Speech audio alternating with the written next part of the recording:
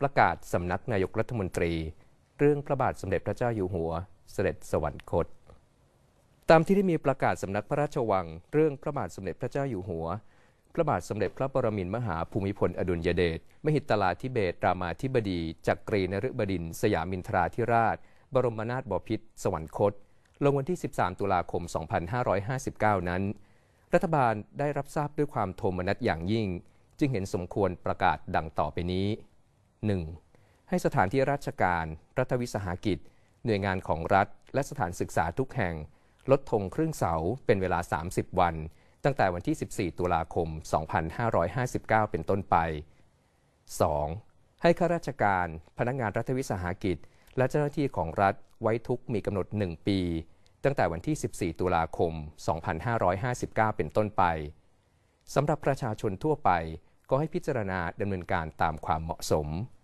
ประกาศณวันที่13 ตุลาคมพุทธศักราช 2559 สำนักนายกรัฐมนตรี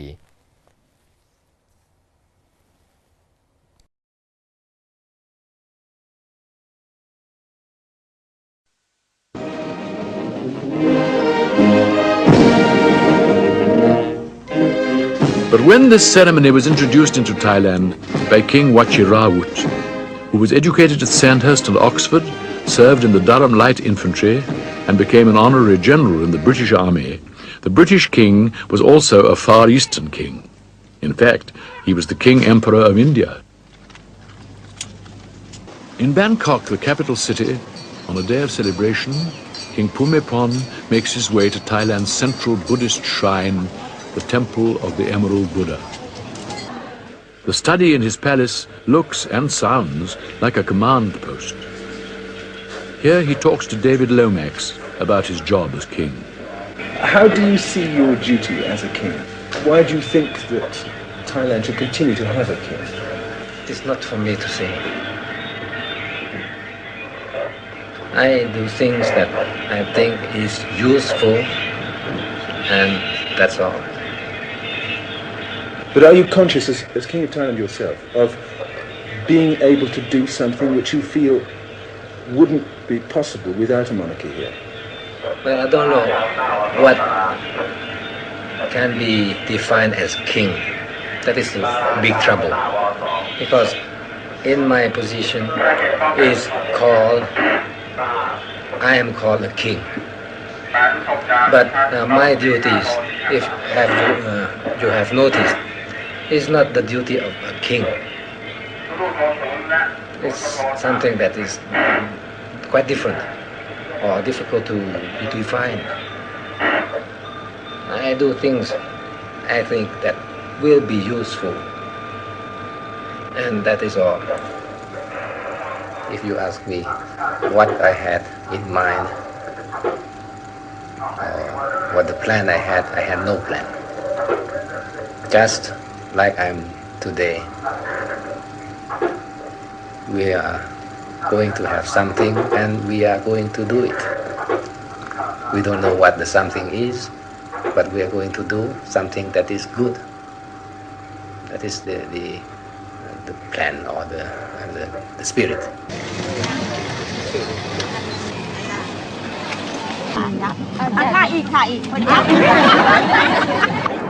Anywhere we go, we are looked at, and people are interested in us. They look at us, they don't want to bother us. They want to know more how they eat, how they sit, how they walk. They don't look with curiosity or hostility. Kings and queens of Thailand have always been in close contact with the people, really. And they usually regard the kings as father of nation. That's why usually we don't have much private life, because we are considered father and mother of the nation. So naturally we are all the time with the people. To the king, Thailand's danger means that state ceremonial is no empty form. Speeches at the royal audience for his birthday, no mere platitudes. but expression of the struggle for survival.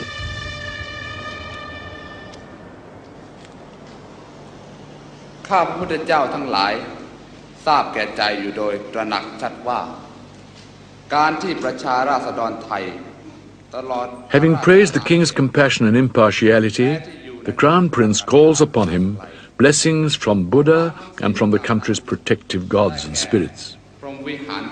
Kingship, if we have to use this word, has changed all the time since the old times and then since the advent of founding of Bangkok capital. It has always changed. My great-grandfather was the philosopher king. He was the king that you know under the name of King Mongkut. The most sacred image of Thailand, the center of the Grand Palace, the Emerald Buddha. The image is actually made of jade and is about 2,000 years old. It was installed here by Rama I, founder of the Chakri dynasty. This ceremony on the coronation anniversary shows more than any other how the king has made ancient court procedure relate to the pressing current needs of the country. The oath of allegiance to the land, taken in the presence of the Buddha. The men gathered here to take the oath as soldiers. Earlier in the day, they were decorated for bravery against the communist insurgents. Ancient rite is practiced by those at risk from modern danger. This ceremony shows more clearly how the king is indeed the soul of his nation, the center round which army, government and religion cohere. The participants in the ceremony remind us of the danger that threatens this nation and its soul.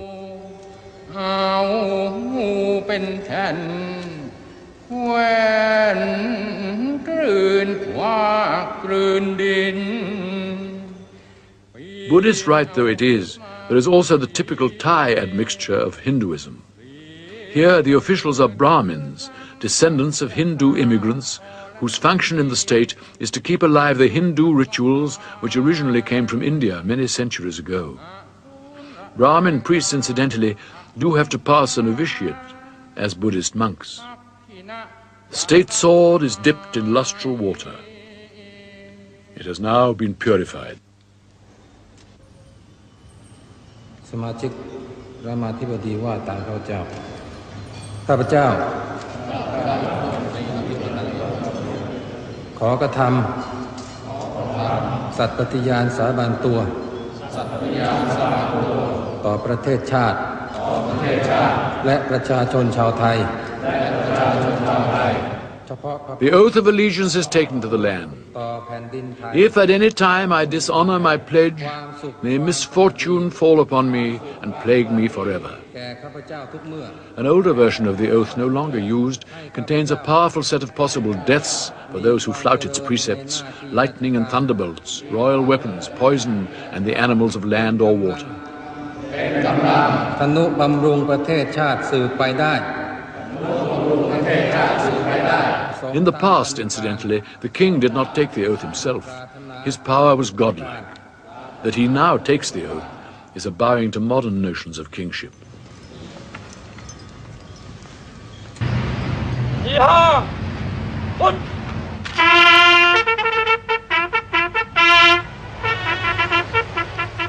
The king's convoy in action.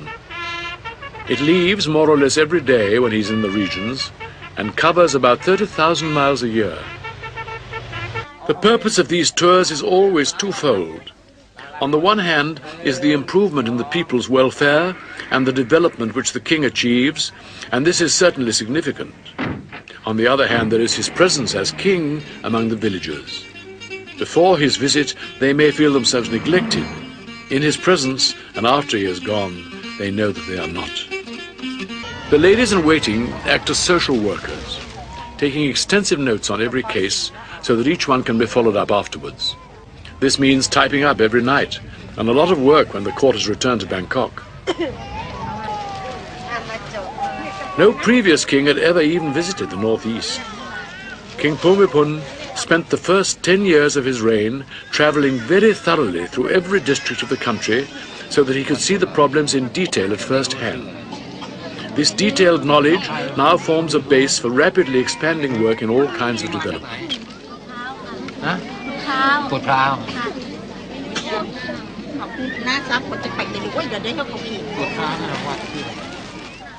Always the encouragement, listening to their problems, helping them to help themselves.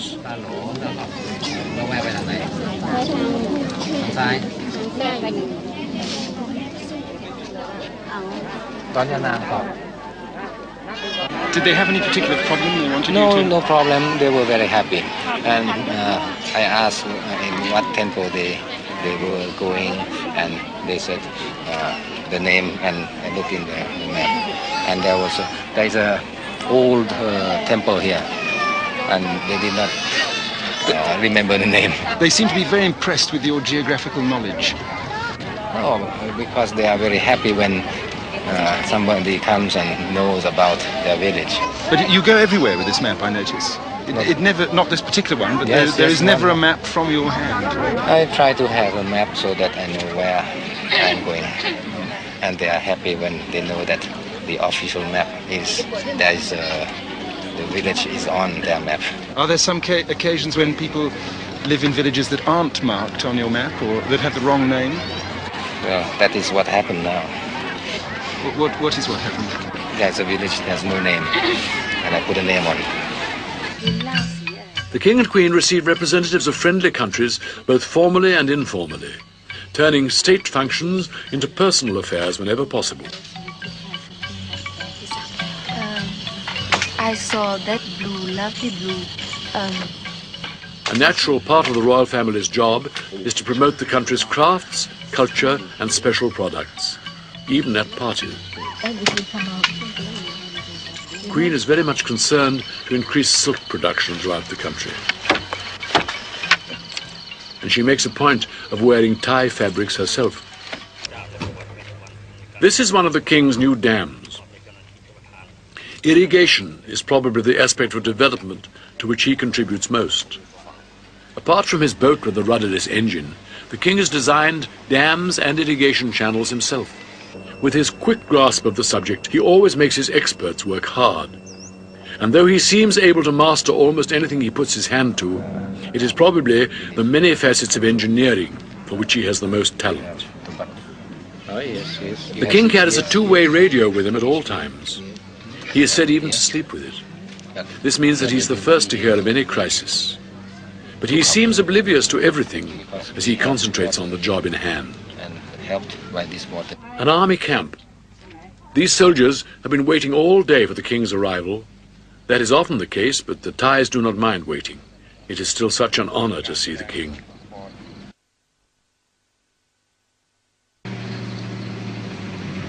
Could you tell us why you think it's so important to come and inspect a military position like this, please? They have an important task to do is to keep the area safe, their territory safe, and in fact to help the people, because the people in this area is very, very poor, so poor.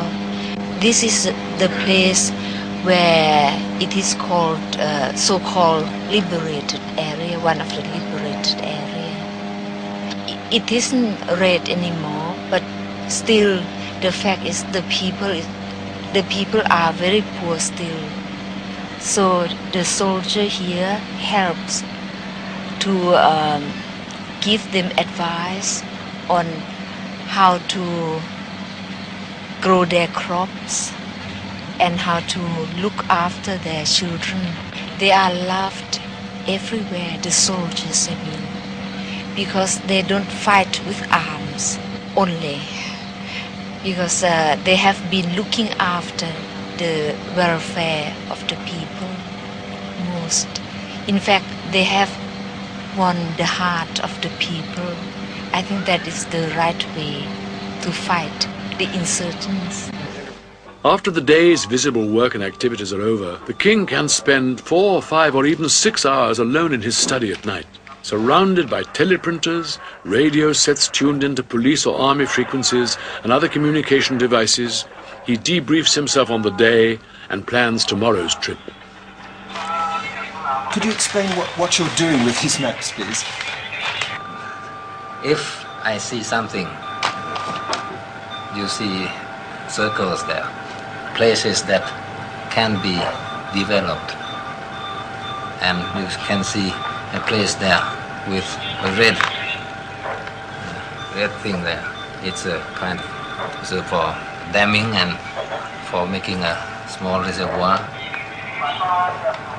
And then when there are the engineers, the irrigation engineer, I can ask them if it is practical to do that. And sometimes they go and inspect the place and can have a survey on the spot. Why do you have all these radio sets everywhere, all these receivers, transmitters, telexes? What are they all for? Well, communication. I think that you should know that radio is for communication. I don't have television here. Now, I've heard people say that this is your personal intelligence network. I wouldn't say intelligence, but sometimes it is very, very useful. Sometimes when you know about the news of some disaster hitting somewhere, you can help them very, very quickly, and that speed is the most important factor. So that I get the news by the telex or by the radio. Most of the what you hear here doesn't concern me. It's sometimes there is a murder somewhere. Sometimes I can have some news of they have caught a caravan of heroin or something like that. It is better than to listen to the broadcast or other things. When you sit here by yourself for several hours every evening, looking at your maps and listening to the radios, is that because you are a lonely man or because you need to have some time by yourself after all the public side of your life outside? That is a question that can be answered in many ways. I'm not lonely, and I have work to do, so I have to do the work. The way of doing work is to have some concentration, that is some peace, and then one can think more clearly. It is a way of preparing myself to be able to do whatever circumstances will have me to do. I gather information by listening. I gather information by looking at the maps or at reading or thinking. And then when time comes, I have the material in my head. Standing under the portraits of her predecessors, whom protocol did not allow to work as she does, Her Majesty was presented with the Ceres Medal of the Food and Agricultural Organization of the United Nations. My husband and I are not content with only visiting or doing the conventional things. We must try to do something better than that.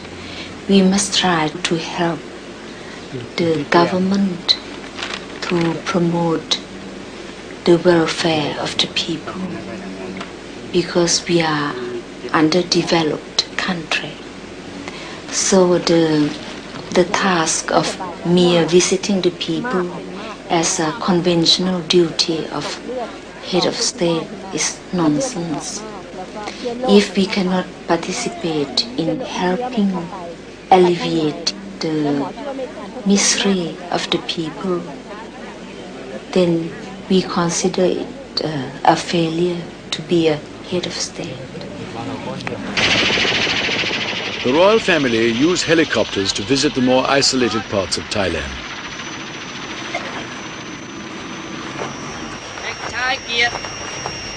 Frequently on such visits, they perform life-saving service by removing sick people to hospital, or in the case of a border raid such as this, lifting out the dead and wounded. The king's work among the peasants takes him closer and closer to sharp personal danger.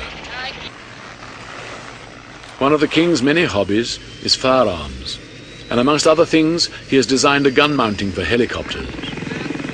Is the time coming when he will have to put this knowledge to practical use? More or less every male Thai, kings included, becomes a monk for a short time in early manhood. A standard length of stay is 3 months during the rainy season between June and October, which is a kind of Buddhist Lent.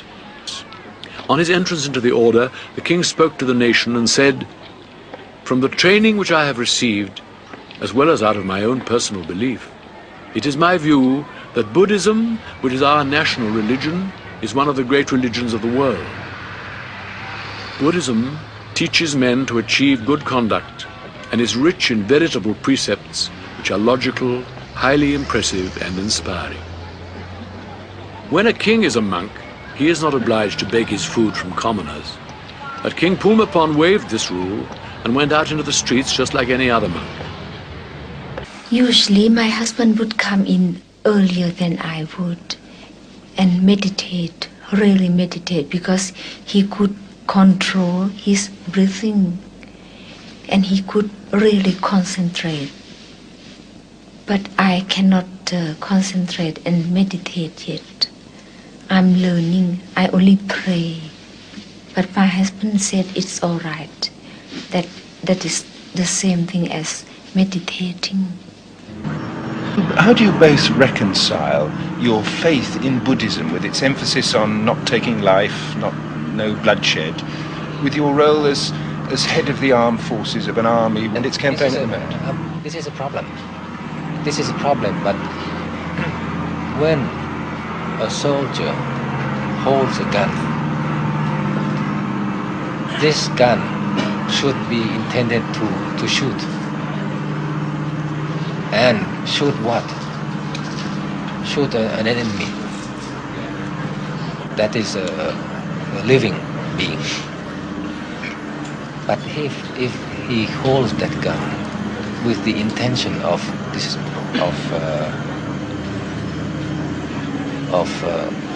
guarding, preserving his country, with this intention, he is not sinful.